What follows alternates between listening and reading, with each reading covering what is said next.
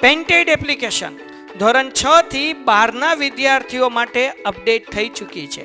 આ એપ્લિકેશનમાં શું છે? બધા જ વિષયના વિડીયોઝ છે. ગુજરાતની બેસ્ટ ફેકલ્ટી દ્વારા લાઈવ લેક્ચર્સ છે. આઈએમપી પ્રશ્ન છે, ટેસ્ટ સિરીઝ છે અને ગુજરાતના તમામ વિદ્યાર્થીઓ સાથે તમે તમારી કમ્પેરિઝન કરી શકો છો.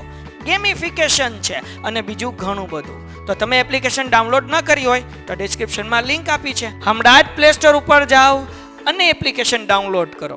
ઘરે બેઠીને સરસ મજાનું ગુજરાતની જોરદાર ફેકલ્ટી સાથે ભણો, સારા માર્ક્સે પાસ થાય. આપણે ફાયદા અંકોશથી તમને શું ફાયદો થાય? પહેલી વસ્તુ એ કે આપણો ધ્યેય છે એ સિદ્ધ થાય. બીજું આપણા નફામાં વધારો થાય. ત્રીજું આપણા જે કાર્યો હોય એ એના ધારણા પ્રમાણે પૂરા થાય, નિશ્ચિત પરિણામો મળી શકે. આવું બધું આવે આમાં. તો પહેલું આપણી પાસે છે મહત્વ. અંકુશી સંચાલનનું મહત્વનું સોપાન છે. સંચાલનના ઉદ્દેશો સિદ્ધ કરવા માટે અંકુશની જરૂર પડે. અંકુશ વગરનું ધંધાકીય એકમ એ સારથી વિનાના રથ જેવું ગણાય છે. એટલું અંડરલાઈન કરો, લખો MCQ. તમને આ પ્રશ્ન એક્ઝામમાં એ પણ પૂછાય કે આ વિધાન સમજાવો. બરાબર, એટલે અહીંયા ડબલ ઇન્વર્ટેડ કોમા કરી નાખજો. એટલે આ વિધાન સમજાવો તો એનો મિનિંગ એ મહત્વ થાય. એકમની બધી જ પ્રવૃત્તિઓ નક્કી કરેલા યોજના અને સૂચનાઓ મુજબ ચાલે છે, જે સિદ્ધ થાય છે કે નહીં ચકાસણી કરવાનું કાર્ય અંકુશનું છે. અંકુશનો મુખ્ય હેતુ ભૂતકાળમાં થયેલી ભૂલો અને ખામીઓ શોધીનું પુનરાવર્તન અટકાવવાનો છે. અહીંયા અંડરલાઈન કરો અને લખો ક્વેશ્ચન. અહીંયા લખો ક્વેશ્ચન. તો આની અંદરથી આ બે પ્રશ્નો આવી શકે. અંકુશનો હેતુ જણાવો. આ પ્રશ્ન તમને આખા બુકમાં ક્યાંય નહીં ચડે, એટલે અહીંયા પ્રશ્ન લખી નાખજો. બીજું, અંકુશ વગરનું ધંધાકીય એકમ એ સારથી વિનાના રથ જેવું છે. સારથી એટલે કે જે રથ ચલાવનારો વ્યક્તિ હોય. તો આ વિધાન સમજાવો, તેનો મિનિંગ એ તેનું મહત્વ તમારે સમજાવવાનું છે. બંનેનો આન્સર એક જ આવશે. ધ્યેય સિદ્ધિમાં મદદરૂપ, તમારો ધ્યેય સિદ્ધ થઈ શકે, એનો ફાયદો છે. તો અંકુશ દ્વારા એકમમાં રહેલી ભૂલો અને ખામીઓ એને શોધવાનું છે, અને જેનાથી ભરેલા પગલાઓથી જ્યારે કારણે બધી જ પ્રવૃત્તિઓ આગળ વધે અને ધ્યેય આપણું સિદ્ધ થાય. પછી આપ્યું છે પ્રવૃત્તિઓ ઉપર અંકુશ. અહીંયા પ્રવૃત્તિ એટલે કઈ પ્રવૃત્તિ? ધંધાની બધી પ્રવૃત્તિ, ખરીદી, વેચાણ, ઉત્પાદન, બરાબર. આ બધી પ્રવૃત્તિઓ ઉપર તમે અંકુશ રાખી શકો. કેટલી વસ્તુ ક્યારે કેટલી બનાવવાની છે. દાખલા તરીકે ઉત્પાદનનું એક્ઝામ્પલ લો તો ઉત્પાદન વધવું પણ ન જોઈએ અને ઘટવું પણ ન જોઈએ. જો ઘટશે તો કંપનીનો ખોટ આવશે અને વધશે તો બગાડ થશે. એટલે ઉત્પાદન પણ યોગ્ય થવું જોઈએ, ખરીદી પણ યોગ્ય થવી જોઈએ. ખરીદી પણ વધારે ન થવી જોઈએ. ખરીદી એટલે કાચા માલની ખરીદી. વધારે પડતી ખરીદી કરી લેશો તો એ પડી રહે, અને ઓછી ખરીદી કરશો તો કંપનીમાં એટલે માર્કેટમાં ડિમાન્ડ વધુ હશે તો તમને નફો નહીં મળે, મળશે તો મળશે ઓછો. તો ધંધાકીય એકમની વિવિધ પ્રવૃત્તિઓ અને કાર્ય વિસ્તારો જેવા કે ઉત્પાદન, વેચાણ, કર્મચારી વ્યવસ્થા, નાણાં, ગુણવત્તા વગેરે પ્રવૃત્તિઓ ઉપર અંકુશ રાખી શકાય છે. પછી આપ્યું છે આયોજનને અસરકારક બનાવે. તો અંકુશ અને આયોજન બંને એક સિક્કાની બે બાજુ છે, બંને જોડિયા બાળકો છે. બરાબર છે. આ બધી વસ્તુ આપણે જોઈ ગયા છે. તો આયોજન યોગ્ય હશે તો જ અંકુશ યોગ્ય હશે, અને અંકુશ યોગ્ય હશે એનો મિનિંગ જ એવો છે કે આયોજન તમારું યોગ્ય થશે. તો નિષ્ણાંતોના અભિપ્રાય મુજબ આયોજન રસ્તો નક્કી કરે છે, જ્યારે અંકુશ તે રસ્તા થયેલી પ્રવૃત્તિઓને વિચલન તપાસી સુધારા કરે છે, અને અંકુશને કારણે આયોજનના લક્ષ્યાંકો પૂરા થાય છે. પછી પ્રવૃત્તિઓ વચ્ચે સંકલન. આ પ્રવૃત્તિઓ એટલે કઈ પ્રવૃત્તિઓ? એ આ જ પ્રવૃત્તિઓ. આ બધા વચ્ચે સંકલન એટલે કે ઉત્પાદન કેટલું, એની સામે વેચાણ કેટલું, એની સામે માર્કેટિંગ કેટલું, એની સામે હિસાબ એટલે કે પૈસા કેટલા. ફોર એક્ઝામ્પલ, તમે ઉત્પાદન કર્યું 1000 પ્રોડક્ટનું, તો આમાં વેચાણ પણ થવું જોઈએ 1000 પ્રોડક્ટનું, તેને કહેવાય સંકલન. હવે તમે ઉત્પાદન કર્યું 1000 પ્રોડક્ટનું, માર્કેટમાં ડિમાન્ડ છે ખાલી 50 પ્રોડક્ટની, તો 1000 પ્રોડક્ટનું ઉત્પાદન, ડિમાન્ડ ખાલી કેટલી છે? 50. તો એની અંદર 950 ઉત્પાદન વધારે છે, તો એ આપણી કંપનીને ખોટ આવે. હવે આપણે ઉત્પાદન છે 1000 પ્રોડક્ટનું, માર્કેટમાં ડિમાન્ડ છે 1 લાખ પ્રોડક્ટની, તો પણ આપણી કંપનીને ખોટ આવે. માર્કેટમાં જોવે એટલો કસ્ટમર છે, આપણી પાસે ઉત્પાદન નથી. તો આપણે શું કરવું પડે? જેટલી ડિમાન્ડ એટલું જ ઉત્પાદન, જેટલું ઉત્પાદન એટલી ડિમાન્ડ. તો એ બધા વચ્ચે સંકલન રાખો. ધંધાકીય એકમની વિવિધ પ્રવૃત્તિઓ વચ્ચે સંકલન સાધવામાં અંકુશની પ્રક્રિયા મદદરૂપ થાય છે. અંકુશને લીધે બધી જ પ્રવૃત્તિઓ વચ્ચે સંકલન થઈ જાય. બધી જ પ્રવૃત્તિઓ એટલે કઈ બધી પ્રવૃત્તિઓ? અહીંયા ઉપર અંડરલાઈન કરી આ બધી પ્રવૃત્તિઓ: ઉત્પાદન, વેચાણ, કર્મચારી, નાણાં, ગુણવત્તા વગેરે. પછી કાર્યનું મૂલ્યાંકન. કાર્યનું મૂલ્યાંકન એટલે કેટલું કામ થયું છે, કેટલું કાર્ય બાકી છે. જો કાર્ય આપણો ધ્યેય નક્કી કર્યો હશે 1000 પ્રોડક્ટ પર મંથ, તે પ્રમાણે કાર્ય કેટલું થયું છે? તો કે 700 પ્રોડક્ટ થઈ છે. તો આપણે કેટલા પ્રોડક્ટ ઘટે છે? 300 પ્રોડક્ટ. એમાં આપણે કરવો પડે સુધારાલક્ષી પગલા. અંકુશની પ્રક્રિયા આપણે કાલે જોઈતી પ્રમાણે. જો આપણો ધ્યેય છે 1000 પ્રોડક્ટનો, એની સામે આપણે વેચાણ પણ 1000 પ્રોડક્ટનું થઈ ગયું છે, તો આપણે સુધારાલક્ષી પગલાની જરૂર નથી. તો કાર્યનું મૂલ્યાંકન કરો અને જો મૂલ્યાંકનની અંદર ધ્યેય પ્રમાણેના લક્ષ્યાંકો પ્રાપ્ત ન થાય તો સુધારણા કરવી પડે. નિગમના અગાઉથી નક્કી કરેલા ધોરણો અને પ્રમાણો દ્વારા વાસ્તવિક સિદ્ધિઓને પ્રાપ્ત કાઢી શકાય અને સંચાલક કાર્યોનું મૂલ્યાંકન થઈ શકે. વિચલનો દૂર. વિચલનો એટલે ખામીઓ, ભૂલ. બરોબર, અહીંયા વિચલનો દૂર કરે. વિચલન એટલે અહીંયા થશે ખામી અથવા ભૂલ. જો ભૂલ અહીંયા તમને આપેલી છે, ભૂલની શોધ, અથવા વિચલનો એટલે ભૂલ દૂર કરે અને ભૂલની શોધ પણ કરે. અંકુશ એ સુધારલક્ષી કાર્ય છે, તેના દ્વારા પ્રવૃત્તિઓમાં રહેલા વિચલન તપાસ કરવામાં આવશે અને કારણો શોધીને એમાં સુધારો કરીને એ પ્રમાણ ઘટાડવામાં આવે છે. પછી સત્તા સોંપણી માટે જરૂરી. સત્તા સોંપણી આપણે બધાને ખબર છે, ઉચ્ચ સપાટીથી મધ્ય અને મધ્યથી તળ. કંપનીમાં કામ કરતા દરેક વ્યક્તિ વચ્ચે આપણે સત્તાની સોંપણી કરવી પડે. એની માટે અંકુશ બહુ વધારે પડતું મહત્વનું છે. કોને કેટલી સત્તા આપી એ અંકુશનો મહત્વનો રોલ છે. દાખલા તરીકે તમે કંપનીમાં સુપરવાઇઝર હો તો તમને કેટલી સત્તા આપતી? તો તમારે જે કામ કરતા 50 લોકોને કંટ્રોલ કરવાની સત્તા અપાય. હવે તમને કેટલી સત્તા આપી સુપરવાઇઝર છો કે ભાઈ તમે આખી કંપની વેચી શકો, એવી સત્તા દેવાય તમને? તમે આખી કંપનીના માલિક, એવી સત્તા દેવાય? એ સત્તા કોની પાસે હોય? એ માલિક અથવા બોર્ડ ઓફ ડાયરેક્ટર પાસે હોય. તો જેવી તમારી સત્તા, જેવું તમારી પોસ્ટ, એ પ્રમાણે તમને સત્તા આપવી જોઈએ. કઈ પોસ્ટ છે એની પ્રમાણે જ સત્તા હોય છે. તેની માટે અંકુશ કેવું છે? મહત્વનું છે. સત્તા સોંપણી માટે અંકુશ જરૂરી છે. કર્મચારીને કાર્ય સોંપાયા બાદ તેમના ઉપર દેખરેખ રાખવાની જવાબદારી તેના ઉપરી અધિકારી ઉપર આવે છે. ઉપરી અધિકારી સત્તા સોંપણી કરી શકે પરંતુ ઉત્તરદાયિત્વની સોંપણી કરી શકતો નથી. અહીંયા અંડરલાઈન કરો. ઉપરી અધિકારી સત્તાની સોંપણી કરી શકે પરંતુ ઉત્તરદાયિત્વની સોંપણી કરી શકતો નથી. આવું તમે ક્યાં ભણી ગયા આગળ? સત્તા સોંપણીના મૂળ તત્વોમાં એમાં ઉત્તરદાયિત્વ ભણ્યા હતા. તો ઉત્તરદાયિત્વ એટલે કે તમે કોઈ વ્યક્તિને સત્તાની સોંપણી કરી શકો પરંતુ એ કામ કરવાની જવાબદારી તો તમારી પોતાની જ રહે. ઓલું સીએ નું એક્ઝામ્પલ હતું, બરાબર છે? એમાં આપણે આ વસ્તુ જોઈ. પછી ભૂલ શોધવાની છે. અંકુશ દ્વારા તાપેદાર કે કર્મચારી થયેલી મૂલ્યાંકન કરવામાં આવે. પહેલા મૂલ્યાંકન કરવાનું અને એ મૂલ્યાંકનને શું કરવાનું? આપણા ધ્યેય પ્રમાણે સરખાવવાનું. જો એમાં ધ્યેય પ્રમાણેના ટાર્ગેટ પૂરા ન થયા હોય તો એ કેટલા નથી થયા, દાખલા તરીકે 300-400 પ્રોડક્ટ એટલે હજી નથી બન્યું, તો એ ભૂલ છે. એ ભૂલને ગોતો પછી એને શું કરો? સુધારો. તો તેનાથી કામગીરી ઉપર દેખરેખ રાખવા પરિણામે અંકુશ દ્વારા થયેલી ભૂલ, મુશ્કેલીઓ, ત્રુટીઓ, વિચલનો શોધી તેને દૂર કરવામાં આવે છે, જેથી ભવિષ્યમાં એનું પુનરાવર્તન ન થાય. તો ભૂલ, મુશ્કેલી, ત્રુટી, વિચલનોને આપણે શું કરવાના? શોધવાના અને દૂર કરવાના. ભવિષ્યમાં પુનરાવર્તન ન થવું જોઈએ. ત્રુટી એટલે શું થાય? લાંબા ગાળાનું આયોજન કરવા માટે અંકુશ જરૂરી છે. દાખલા તરીકે તમે 5 વર્ષ પછી, 10 વર્ષ પછી કંપનીને ક્યાં લઈ જવા માંગો છો? બરાબર છે, અત્યારે કંપની 5 કરોડની છે તો કંપનીને 500 કરોડની કરવી હોય તો અંકુશ બહુ જરૂરી છે. અંકુશથી ઉત્પાદન, વેચાણ, હિસાબ, મેનેજમેન્ટ આ બધું તમારા ધ્યેય પ્રમાણે થશે. તો કંપની બીજી ડાયરેક્શનમાં નહીં જાય. તમારો ધ્યેય છે એ જ પ્રમાણે બધું ચાલ્યા કરશે, જેનાથી તમારા પરિણામો, ધાર્યા પરિણામો તમને મળી રહે અને જેનાથી તમે ભવિષ્યમાં ગ્રો કરી શકો. લાંબા ગાળાની યોજનાઓના ઘડતરમાં અંકુશ મહત્વનું છે અને અંકુશની પ્રક્રિયાના કારણે એકમની વર્તમાન પ્રવૃત્તિ અંગેની જે માહિતી પ્રાપ્ત થાય છે તેને આધારે લાંબા ગાળાનું અનુમાન કરી શકાય. જો તમે અંકુશ અત્યારે ન રાખો તો અત્યારે કંપનીને ખોટ આવે, અત્યારે કંપનીનું મેનેજમેન્ટ સારું ન થાય, એટલે અત્યારે કંપનીના જે ધ્યેય હોય સિદ્ધ ન થાય, એ ભવિષ્યમાં નહીં થાય, ભવિષ્યમાં નહીં થાય, ભવિષ્યમાં નહીં થાય. એટલે આવનારા 5 વર્ષ સુધી તમારી કંપની કોઈથી આગળ નહીં આવે. બરાબર છે? એટલે અંકુશ જરૂરી છે. દોરવણીમાં મદદરૂપ. દોરવણી એ અંકુશની ઉપરનું જ કાર્ય છે.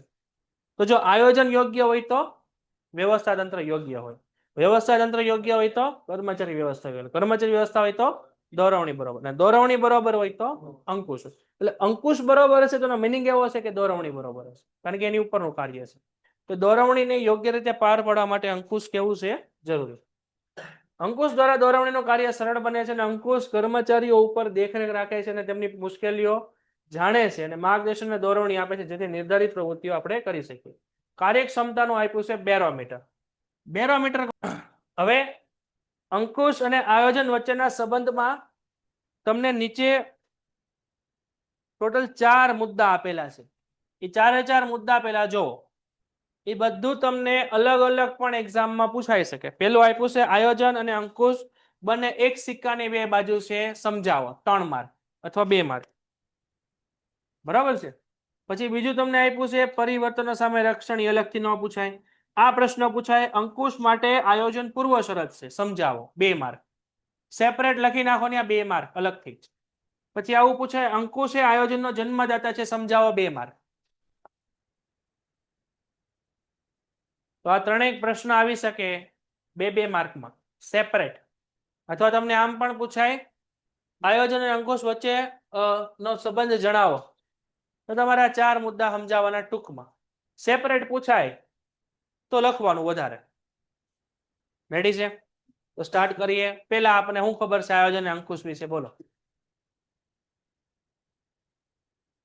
આયોજન એ શું છે અંકુશ એ કેવું છે આયોજન છે એ પ્રથમ કાર્ય છે એટલે એ પેલો ફેઝ છે અને આ અંતિમ ફેઝ છે બરાબર છે સંચાલનની શરૂઆત ક્યાંથી થાય છે સંચાલનનો અંત ક્યાંથી થાય છે આયોજન હોય તો જ તે નીચેના બધા મુદ્દા હોય એટલે આયોજન હોય તો જ અંકુશ હોય એટલે અંકુશ માટે આયોજન છે એની પૂર્વ શરત છે બરાબર છે આયોજન છે અંકુશનો જન્મદાતા છે આયોજન હશે તો જ અંકુશ હશે બાપા હશે તો જ છોકરો હશે તો સ્ટાર્ટ કરીએ આપણે આયોજન એટલે ધ્યેયની સિદ્ધિ માટે ઘડવામાં આવેલા બુદ્ધિપૂર્વકનો સૂચિત કાર્યક્રમ જો આ મુદ્દો તમે ચેપ્ટર નંબર 3 માં ભણી ગયા છો આયોજન એટલે શું આમાં કઈ સમજવાનું નથી આયોજન કોને કહેવાય તો તમારે આયોજન અને અંકુશની વ્યાખ્યા આપવાની તો આયોજનની વ્યાખ્યા છે આયોજન એ ભવિષ્યની હાથ ધરવાની પ્રવૃત્તિ છે તો એ બધાને ખબર છે આયોજનને કોની સાથે સંબંધ છે ભવિષ્ય સાથે એ પણ આપને ખબર છે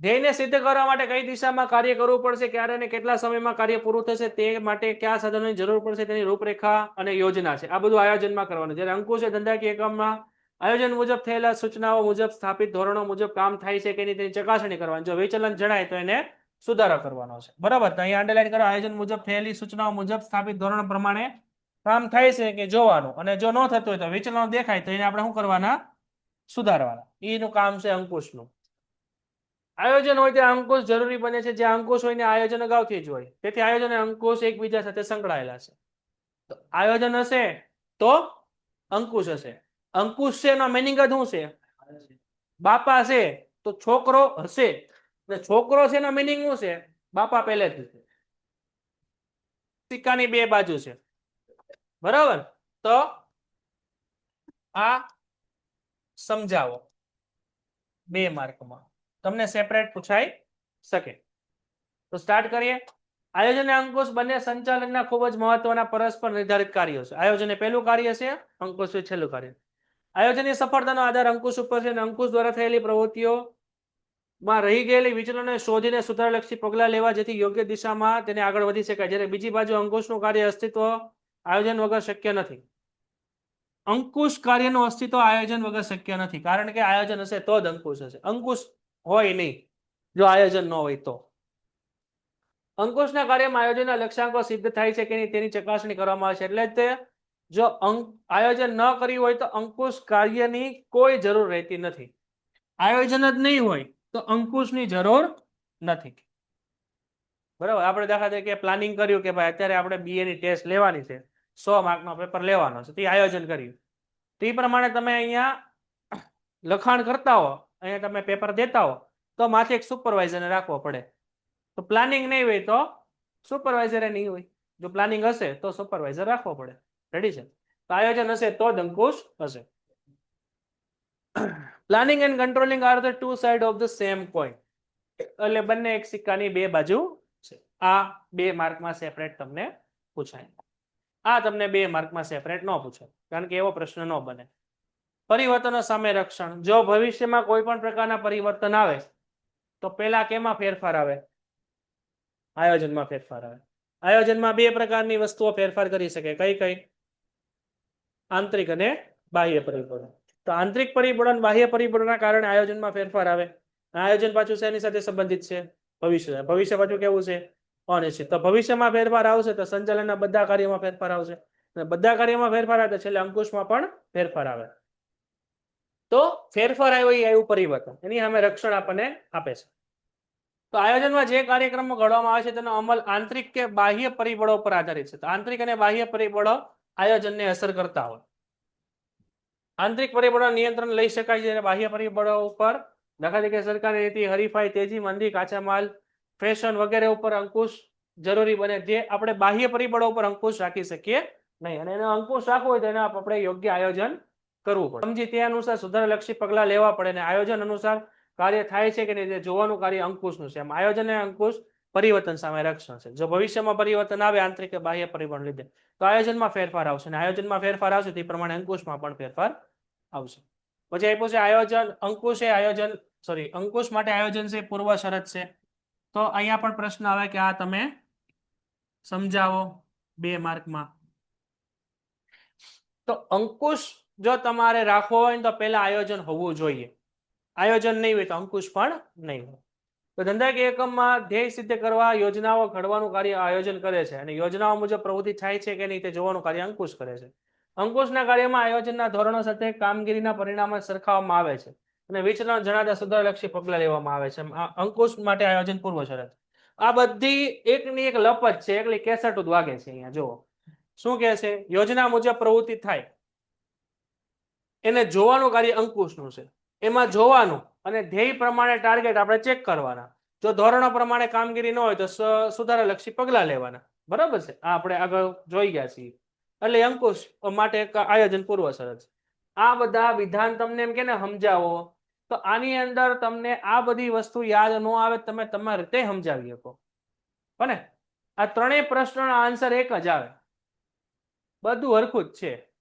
તમને એમ પૂછાય, પેલો પ્રશ્ન શું હતો, બંને એક સિક્કાની 2 બાજુ છે, તો ઈને લખાણ તમે આમાં આમાં છાપી નાખો ને તોય હાલે, અને ઈને લખાણ તમે આમાં આમાં છાપી નાખો ને તોય હાલે. ત્રણેયનો આન્સર એક હરખો જ આવે. આમાં તમને શબ્દ કીધું સમજાવો એટલે તમારે સમજાવવાનું, તમારે સમજાવો એટલે તમારા શબ્દો હોય. મજા આવે એવી 3 લાઈન લખી નાખવાના, એ તમને આવડતું છે. 3 માંથી એક જ પ્રશ્ન આવે. એવું ન આવે કે ભાઈ આયોજનમાં અંકુશ માટે આયોજન પૂર્વ શરત સમજાવો 2 માર્ક, પાછું નીચે આવે આયોજન માટે અંકુશ જન્મદાતા સમજાવો 2 માર્ક, અને આયોજન ને અંકુશ સિક્કાની 2 બાજુ સમજાવો 2 માર્ક. એમ 3 ન પૂછે એક્ઝામ. 3 માંથી કોઈ એક જ પૂછે, એટલે 3 માંથી જેનો આન્સર આવે એમાં નાખી દેવાનો, સમજાવવાનું છે. આ બધી એકલી કેસેટ જ છે. અને આયોજન એ અંકુશનો જન્મદાતા છે, ખબર છે. આયોજન હોય તો જ તે અંકુશ હોય, એટલે જન્મદાતા છે. આયોજનને કારણે જ અંકુશના કાર્યોનો જન્મ થાય છે. આયોજનમાં નક્કી કરેલી પ્રવૃત્તિઓનો અંકુશ રાખવાનો છે, જેથી આયોજન વગર અંકુશનું કાર્ય અસ્તિત્વમાં આવે શકે નહીં. જો આયોજન જ ન હોય તો અંકુશ ન હોય. આ હકીકતને ધ્યાનમાં રાખીને આયોજન એ અંકુશનો જન્મદાતા છે. વાર્તા થઈ ગઈ પૂરી.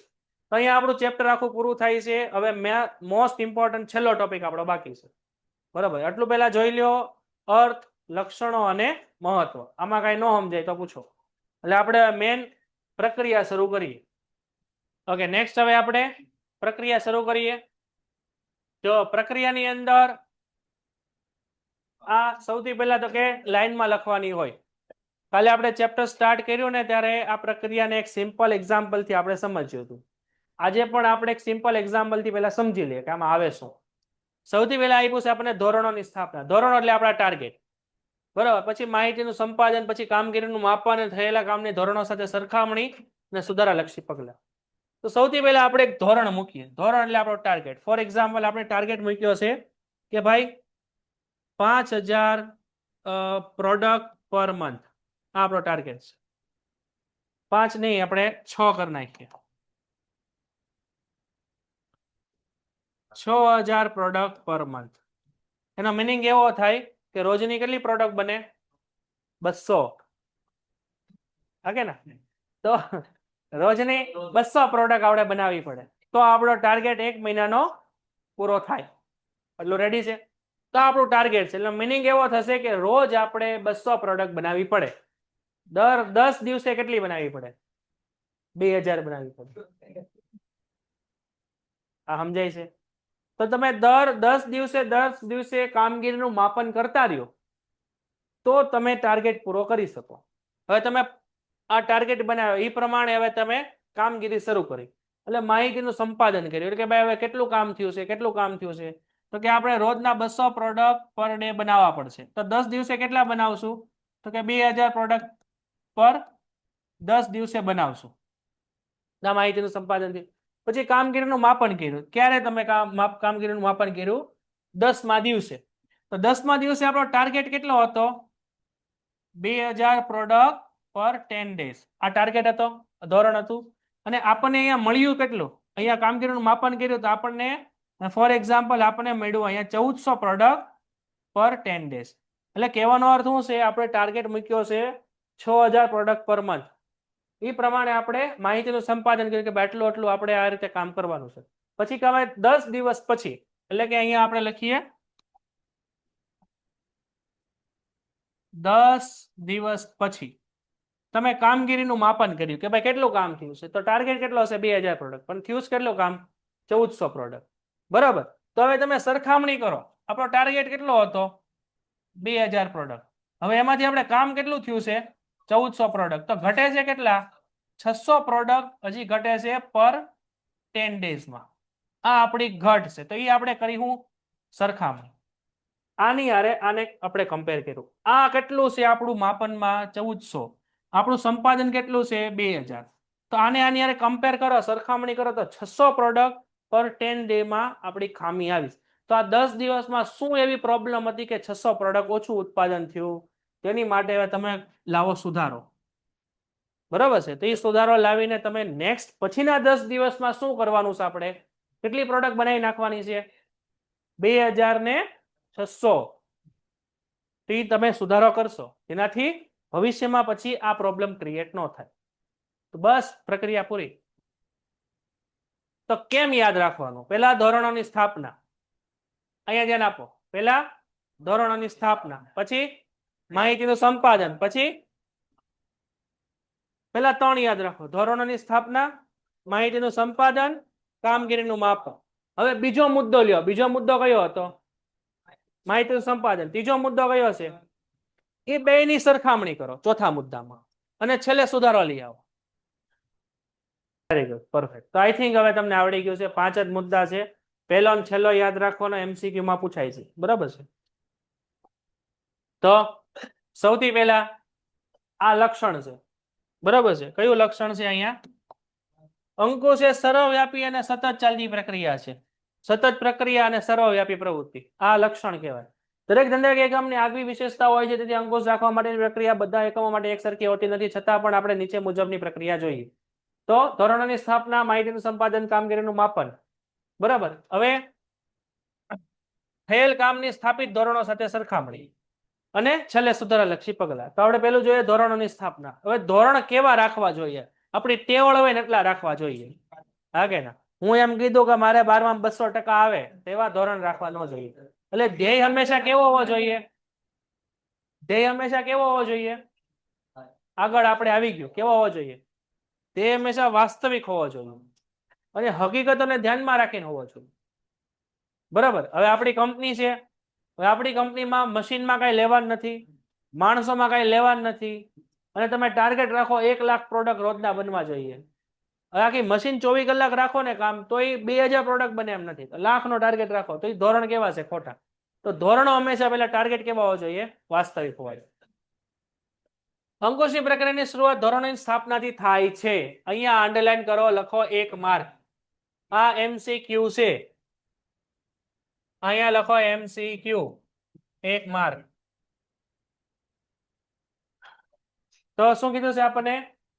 ધોરણો કે પ્રમાણો એક પ્રકારના માપદંડ છે, જેથી થયેલી કામગીરીની સરખામણી માટેનું મૂલ્યાંકન કરવામાં આવે છે. આમ અંકુશનો આધાર પૂર્વ નિર્ધારિત ધોરણો કે નિર્ધારિત ધોરણો મુજબ કામ થાય છે કે તે જોવાનો છે, અને નિર્ધારિત ધોરણોની સંખ્યાત્મક કે ગુણાત્મક હોઈ શકે. અહીંયા અંડરલાઈન કરો, નિર્ધારિત ધોરણો સંખ્યાત્મક કે ગુણાત્મક હોઈ શકે. તો ઉપર તમે એક્ઝામ્પલ જોયું 6000 પ્રોડક્ટ. પેન્ટેડ એપ્લિકેશન ધોરણ 6 થી 12ના વિદ્યાર્થીઓ માટે અપડેટ થઈ ચૂકી છે. આ એપ્લિકેશનમાં શું છે? બધા જ વિષયના વિડીયોઝ છે. ગુજરાતની બેસ્ટ ફેકલ્ટી દ્વારા લાઈવ લેક્ચર્સ છે. IMP પ્રશ્ન છે, ટેસ્ટ સિરીઝ છે, અને ગુજરાતના તમામ વિદ્યાર્થીઓ સાથે તમે તમારી કમ્પેરિઝન કરી શકો છો. ગેમિફિકેશન છે અને બીજું ઘણું બધું. તો તમે એપ્લિકેશન ડાઉનલોડ ન કરી હોય તો ડિસ્ક્રિપ્શનમાં લિંક આપી છે. હમણાં જ પ્લે સ્ટોર ઉપર જાઓ અને એપ્લિકેશન ડાઉનલોડ કરો. ઘરે બેઠીને સરસ મજાનું ગુજરાતની જોરદાર ફેકલ્ટી સાથે ભણો, સારા માર્ક્સે પાસ થાઓ. Per month. તો એ કેવા ધોરણો હતા? એ સંખ્યાત્મક હતા. ગુણાત્મક પણ હોઈ શકે કે ભાઈ ફૂલ ડિસિપ્લિન રાખવાની છે, કોઈ પણ વ્યક્તિએ કોઈ પણ નિયમો તોડવાના નથી, તો ઈ ધોરણ કેવા છે? ગુણાત્મક હોઈ શકે. નીતિ નિયમ, આ ધોરણો જેમણે પાર પાડવાના છે તેમને સમજી શકે તેવા સરળ હોવા જોઈએ. આવા ધોરણોમાં ભૌતિક પડતર, આવક, મૂડી વગેરે પ્રમાણોનો સમાવેશ થાય છે. આ ઉપરાંત નફાનો લક્ષ્યાંક, ઉત્પાદનનો લક્ષ્યાંક, ખર્ચનો લક્ષ્યાંક વગેરે પણ હોઈ શકે. આવા ધોરણો લાંબા ગાળાના કે ટૂંકા ગાળાના પણ હોઈ શકે. હવે અહીંયા એક પ્રશ્ન લખો, ધોરણો બીજો કયો શબ્દ છે? ધોરણો અથવા માપદંડોના ઉદાહરણો આપો. તો ધોરણ કેવા હોય, માપદંડ કેવા હોય, એના આપણે ઉદાહરણો જોઈએ. તો અહીંયા જો આપ્યા છે, ભૌતિક પણ હોઈ શકે ધોરણ, પડતર પણ હોઈ શકે, આવક પણ હોઈ શકે, મૂડી પણ હોઈ શકે, પછી નફાનો લક્ષ્યાંક પણ હોઈ શકે, ઉત્પાદનનો લક્ષ્યાંક પણ હોઈ શકે, ખર્ચનો લક્ષ્યાંક પણ હોઈ શકે. તો આ બધા ઉદાહરણો છે. ધોરણો આવા હોઈ શકે. દાખલા તરીકે આપણે ઉત્પાદનનો લક્ષ્યાંક તો એ જ આપણે જોયું ને, 6000 પ્રોડક્ટ પર મંથ. એ કેવો ધોરણ હતું? ઉત્પાદનનો લક્ષ્યાંક હતો. બરાબર છે. પછી ધોરણોની પસંદગી ઉચ્ચ સપાટી સંચાલનથી થાય છે. તો ધોરણો ટાર્ગેટ કોણ નક્કી કરે? Board of director, general manager ને એ લોકો. બરોબર છે. આવા લક્ષ્યાંકો કર્મચારીને સમજાવવામાં આવે છે અને કામદારોના લક્ષ્યાંકો પરથી તેમની કામગીરીનું આયોજન કરવામાં આવે છે. ધોરણો જાળવા એ સતત પ્રક્રિયા છે. પછી માહિતીનું સંપાદન. હવે જે ધોરણો આપ્યા છે એ પ્રમાણે કામ કરવા માટે આપણી પાસે કેટલી કેપેસિટી છે એનું માહિતીનું સંપાદન કરવું. દાખલા તરીકે તમે 12મા ધોરણમાં ટાર્ગેટ મૂક્યો કે મારે 95% લાવવા છે, તો એ થયું ધોરણોની સ્થાપના. હવે 95% લાવવા માટે તમારી પાસે શું છે? તો કે તમારી પાસે ટેક્સ્ટ બુક નથી. બરાબર. તો એ શું થયું? માહિતીનું સંપાદન. તેની માટે આપણે શું કરવું પડે? ટેક્સ્ટ બુક વસાવવી પડે, નવનીતું લાવવી પડે, બરાબર છે, ફેરબુક બનાવવી પડે. આ બધા સાધનો જોવે. તો એને કહેવાય માહિતી સંપાદન. એટલે એનાલિસિસ કરો કે આપણી પાસે કેટલું છે ને કેટલું નથી. જે નથી લાવવાનું. આ તબક્કામાં થયેલા કાર્યને વાસ્તવિક પરિસ્થિતિ અંગે માહિતીનું સંપાદન થાય છે. વાસ્તવિક પરિસ્થિતિ એટલે આપણી પાસે અત્યારે કઈ વસ્તુ અવેલેબલ છે ને કઈ વસ્તુ અવેલેબલ નથી. જો અવેલેબલ ન હોય તો એની વ્યવસ્થા કરવાની. અને સંપાદિત માહિતી સંપાદન અંગત નિરીક્ષણ કે મૌખિક અહેવાલ કે લેખિત અહેવાલ દ્વારા મેળવી શકાય છે. અહીં અંડરલાઈન કરો, માહિતીનું સંપાદન કરતે મેળવી શકાય તો લેખિત અહેવાલ દ્વારા મૌખિક રીતે. કે ભાઈ હું તમને એમ કહું કે હાલો ભાઈ 12માં 95% લાવવાના છે, તો ભાઈ પેલા તો કે બધી ટેક્સ્ટ બુક જોશે છે? તો કે ના. તેથી મૌખિક અહેવાલ. બરાબર. કેટલી છે? તો કે સાહેબ 2 જ વિષયની છે. બરાબર. 5 વિષયની નથી. તો એ લાવો. તેથી માહિતીનું સંપાદન. તો આવી રીતના કંપનીમાં પણ હોય, ટાર્ગેટ મૂક્યો છે, ટાર્ગેટ પ્રમાણે મશીનરી નથી તો મશીનરી લાવો. પછી કામગીરીનું માપન. તો કે પૂર્વ નિર્ધારિત ધોરણો પ્રમાણે જ કામ થાય છે કે નહીં તે જાણવા માટે થયેલી કામગીરીનું માપન કરવું પડે. દર 10 દિવસે આપણે હમણાં એનાલિસિસ કર્યું કે ભાઈ કેટલું કામ થયું, કેટલું કામ થયું એમ. આ પ્રકારનું માપદંડ સંખ્યાત્મક કે ગુણાત્મક પણ હોઈ શકે. તો આપણે સંખ્યાત્મક જોયું હતું ને, 10 દિવસે કેટલું પ્રોડક્ટ થયું હતું? 2000 હતું. થયું હતું કેટલું? તો એ આપણે સરખામણી કરી હતી. બરાબર છે. તો એ આપણું થયું કામગીરીનું માપન. અને થયેલા કામની સ્થાપિત ધોરણો સાથે સરખામણી. 2000 પ્રોડક્ટ પર 10 દિવસ થવા જોઈએ, થયા કેટલા? 1400. તો સરખામણી કરી તો હું આવ્યું એમાં રિઝલ્ટ? રિઝલ્ટ એ આવ્યું કે 600 પ્રોડક્ટ નથી. તો એમાં આપણે લાવવો પડે સુધારો. તો એ આપણી ખામી છે, ભૂલ છે. જો 10 દિવસમાં 2000 પ્રોડક્ટ બનવા જોઈએ અને તમે સરખામણી કરી એમાં 2000 પ્રોડક્ટ બની ગયા, તો કઈ સુધારો લાવવાનો છે? નથી લાવવાનો. તો અહીંયા સરખામણી કરો ને તેમાં 3 રિઝલ્ટ મળે. કાં તમને ધ્યેય પ્રમાણે તમે સરખામણી કરો તો એમાં ખોટ આવે, અથવા ઓછા ધ્યેય તમે નક્કી કરી એની કરતા ઓછું પરિણામ મળે, કાં સરખું પરિણામ મળે, કાં વધુ પરિણામ મળે. 2000 પ્રોડક્ટની સામે 1400 પ્રોડક્ટ બને, 2000 પ્રોડક્ટની સામે 2000 પ્રોડક્ટ બને, અને 2000 પ્રોડક્ટની સામે 4000 પ્રોડક્ટ બને. તો એ તમે શું કહેવા માંગો છો? પેલાની અંદર તમે એવું કહેવા માંગો છો કે તમે 2000 પ્રોડક્ટ પર 10 દિવસનો ટાર્ગેટ રાખ્યો, પરંતુ 1400 પ્રોડક્ટ બન્યા. તો તમારો ધ્યેય ઊંચો હતો અને પરિણામ નીચું આવ્યું. બીજું 2000 પ્રોડક્ટ ની સામે 2000 નું ઉત્પાદન છે, તો તમારો ધ્યેય તમારી ક્ષમતાને બરોબર છે. અને ત્રીજું, તમે ધ્યેય નક્કી કર્યો 2000 પ્રોડક્ટના, પણ ઉત્પાદન થયું 10 દિવસમાં 4000 પ્રોડક્ટ. એનો મિનિંગ શું? તમારો ધ્યેય નીચો હતો, કામ વધુ હતું. આ 3 સમજાય છે? તમે ટાર્ગેટ માર્યો છે 12મા ધોરણમાં 95% નો, તો તમે ટાર્ગેટ મૂક્યો 95% નો, રિઝલ્ટ આવ્યું 50%. તો તમારો ધ્યેય ઊંચો હતો, પરિણામ આવ્યું ઓછું. તમે 95% ટાર્ગેટ મૂક્યો 95% જ આવ્યું તો ધ્યેયની સામે કામગીરી બરોબર હતી. તમે ટાર્ગેટ મૂક્યો છે 95% અને તમારો બોર્ડમાં રેન્ક આવી ગયો 99.99%, તો તમારા ટાર્ગેટ કરતા પણ સારું રિઝલ્ટ છે. તો એ તમારો એનો મિનિંગ એવો થાય કે તમારો ધ્યેય નીચો હતો, તમારું કામ ઊંચું હતું. આ 3 રેડી છે તો 3 રિઝલ્ટ આવે સરખામણીમાં.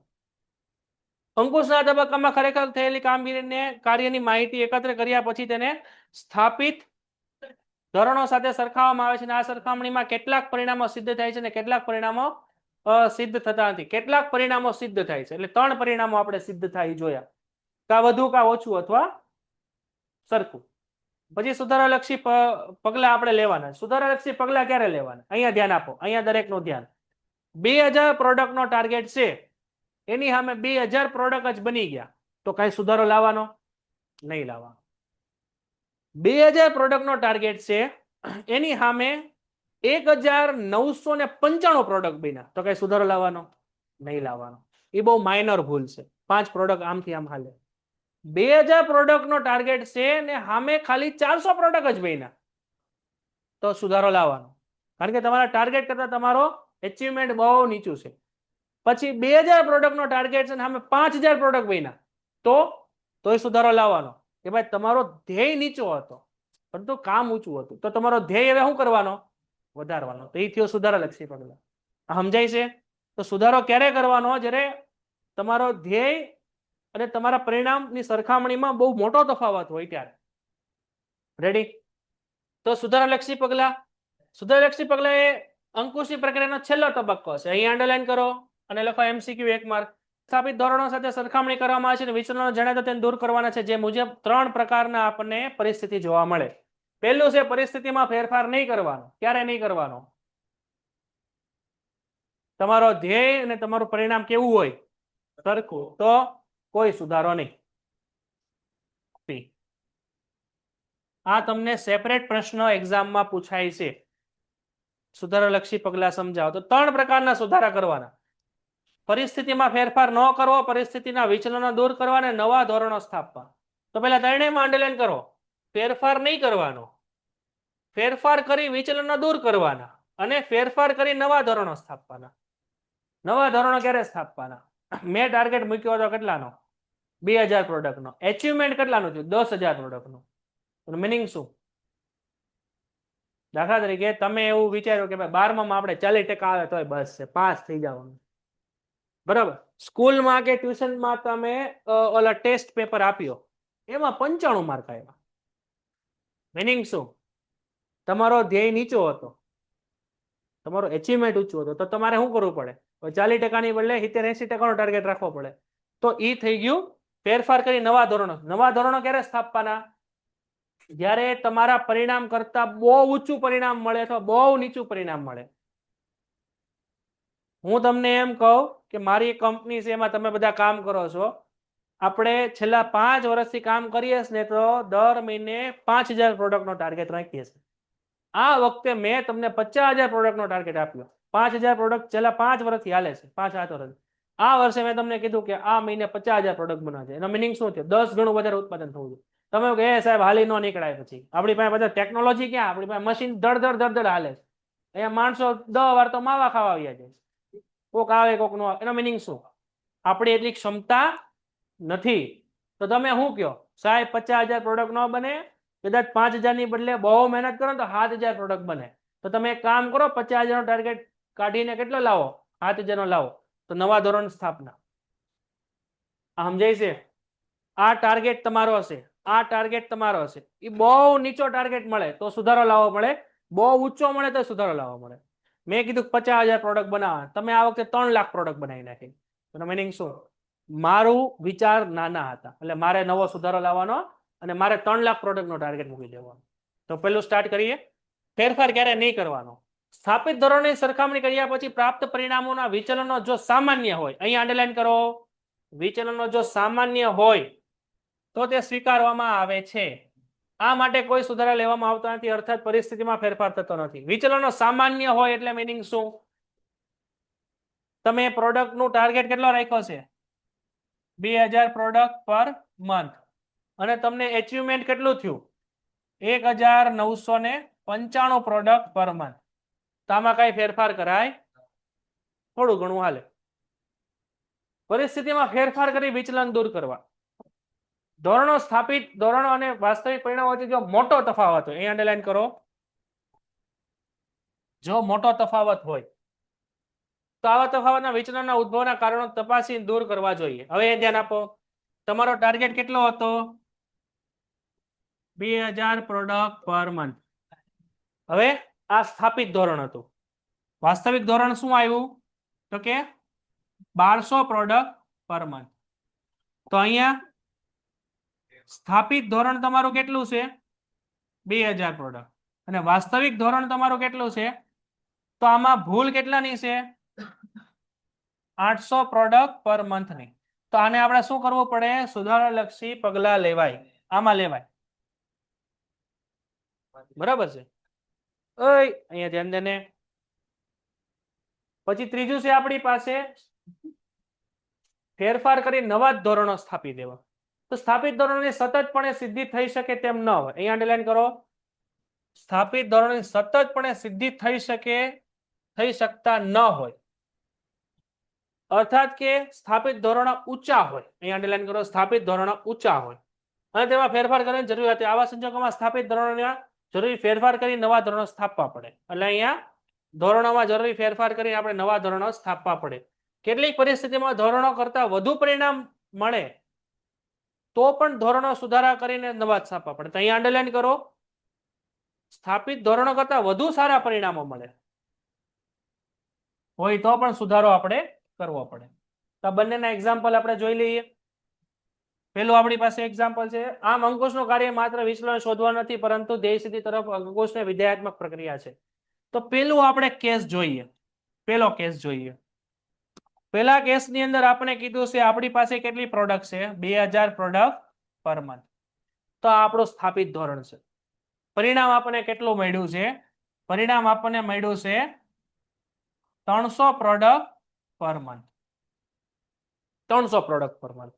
તો અહીંયા ફેરફાર કેટલો છે? 1700 પ્રોડક્ટ પર મંથ. તો આ ફેરફાર કેવો છે? બહુ ઊંચો, બહુ વધારે. તો આપણે શું કરવું પડે?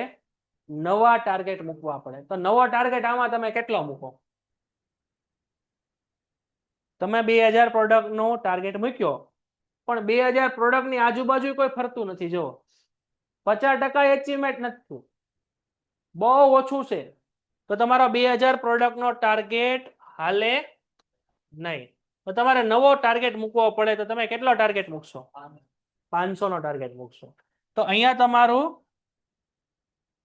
નવું ધોરણ કયું હશે? સોરી,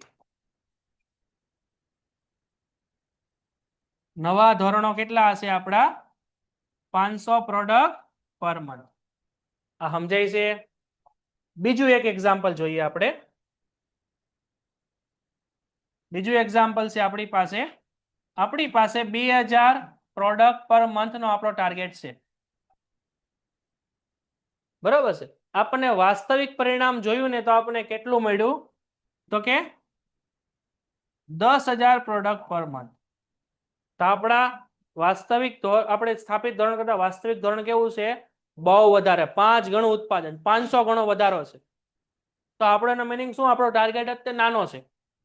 તો નવું ધોરણ આપણે કયું સ્થપાય? આમાં કેટલાનો વધારો છે? આમાં આ માઇનસ છે 1700, આમાં પ્લસ છે આપણા 8000 પ્રોડક્ટ પર મંથ. તો આપણે નવું ધોરણ કયું સ્થપાય? બોલો, નવા ધોરણો કયા આવે? બોલો. નવો ધોરણ આવે આપણું 12000 પ્રોડક્ટ પર મંથ. સમજાણો? 2000 થી સીધું 12000. તો નવા ધોરણ કેવું? તો હવે તમે કામ કરો, તમારે સમજવું હોય ને તો આટલું અહીંયા લખી નાખો. નવરા હાલો. પેન્ટેડ એપ્લિકેશન ધોરણ 6 થી 12 વિદ્યાર્થીઓ માટે અપડેટ થઈ ચૂકી છે. આ એપ્લિકેશનમાં શું છે? બધા જ વિષયના વિડીયોઝ છે. ગુજરાતની બેસ્ટ ફેકલ્ટી દ્વારા લાઈવ લેક્ચર્સ છે. આઈએમપી પ્રશ્ન છે, ટેસ્ટ સિરીઝ છે અને ગુજરાતના તમામ વિદ્યાર્થીઓ સાથે તમે તમારી કમ્પેરિઝન કરી શકો છો. ગેમિફિકેશન છે અને બીજું ઘણું બધું. તો તો તમે એપ્લિકેશન ડાઉનલોડ ન કરી હોય તો ડિસ્ક્રિપ્શનમાં લિંક આપી છે. હમણાં જ પ્લે સ્ટોર ઉપર જાઓ અને એપ્લિકેશન ડાઉનલોડ કરો. ઘરે બેઠીને સરસ મજાનું ગુજરાતની જોરદાર ફેકલ્ટી સાથે ભણો, સારા માર્ક્સે પાસ થાઓ.